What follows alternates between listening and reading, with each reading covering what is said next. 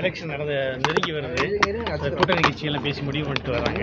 இப்போ பரபரப்பான சூழ்நிலையில் காங்கிரஸோடைய நிலைப்பாடு ஏதாவது மாற்றம் இருக்கு? காங்கிரஸ் நிலைப்பாடில் என்ன தான் அகில இந்திய காங்கிரஸ் கமிட்டி 5 பேர் குழுவை நியமித்திருக்கிறார்கள். திராவிட முன்னேற்றக் கழகத்தினுடைய பேச்சுவார்த்தை நடத்துவதற்காக நியமித்திருக்கிறார்கள். இவர்கள் திராவிட முன்னேற்றக் கழக அலுவலகத்துக்கு சென்று முதலமைச்சரை சந்தித்திருக்கிறார்கள். அது படிப்படியாக நடக்கும்.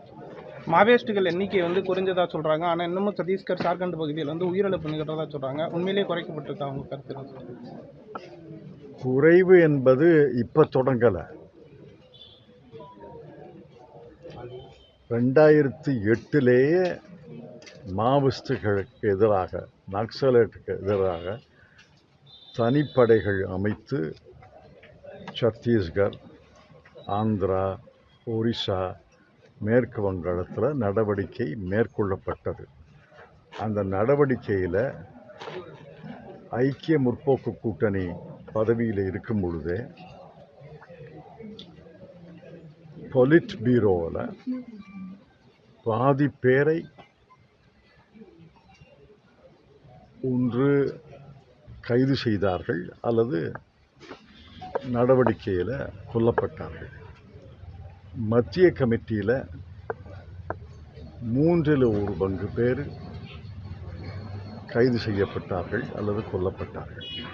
அந்த தொடர்ச்சி தான் இந்த அரசு தொடர்ந்துகிறார்கள். அந்த தொடர்ச்சியில் மாவோயிஸ்ட்டு, நக்சலைட் வெல்லவே முடியாது. அவங்க எண்ணிக்கை குறைந்து கொண்டு தான் வரும். அந்த குறைந்து கொண்டு வர்றதை நான் வரவேற்கிறேன். திமுக தேர்தல் அறிக்கையில் கொடுத்த வாக்குறுதியை அரசு ஊழியர்கள் நிறைவேற்றலைன்னு சொல்லி அரசு ஊழியர் பகிரங்கமாகவே திமுக சவால் விடுறவங்க ஓட்டு போட மாட்டோம் அப்படின்னு திமுக கூட்டணிக்கு பாதிப்பு ஏற்படுத்தும். தேர்தல் நேரத்தில் இதை போன்ற சில பிரச்சனைகள் எழத்தான் செய்யும்.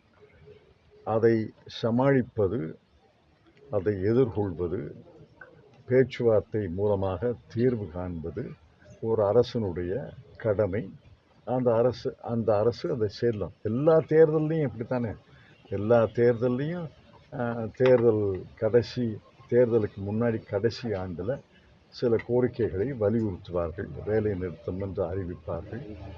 அதை அரசு தீர்க்கும்.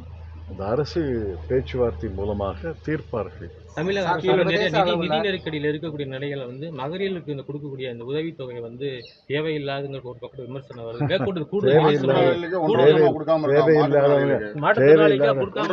கீழடியில கேள்வியை கேட்டு பதில் சொல்லணும். இல்ல கேள்வியை கேட்டு என்ன, நீங்களே கேள்வி கேளுங்க, பதில் வேண்டாமா? என்ன பதில், என்ன கேள்வி? கூடுதல் நிதி சுமை அதை ஏற்படுத்துது அப்படிங்கிறது குற்றச்சாட்டு. கூடுதல் நிதி சுமை ஏற்படுகிறது. ஆனால் இந்த உரிமை தொகையின் காரணமாக பல பலன்கள் இருக்கிறது. பொருளாதார நிபுணர்களே அதை ஏற்றுக்கொண்டார்கள். பெண்களுக்கு உரிமை தொகை கொடுப்பதால் பல பலன்கள் இருக்கின்றன என்று உலகம் முழுவதும் ஏற்றுக்கொள்ளப்பட்டது. அதான் பல மாநிலங்கள் உரிமை தொகை வேறு பேரில் இருக்கலாம். மகாராஷ்டிராவில் ஒரு பேர், மத்திய பிரதேசில் ஒரு பேர், உத்தரப்பிரதேசில் ஒரு பேர், தமிழ்நாட்டில் உரிமை தொகைன்னு வச்சுருக்காங்க. அதனுடைய பலன்களையும் சீர்தூக்கி பார்க்கணும். பிரதமர் மோடி இந்த தேவாலயத்தில் போய் கிறிஸ்மஸ் கொண்டாடுனது எப்படி சார் பார்க்குறீங்க?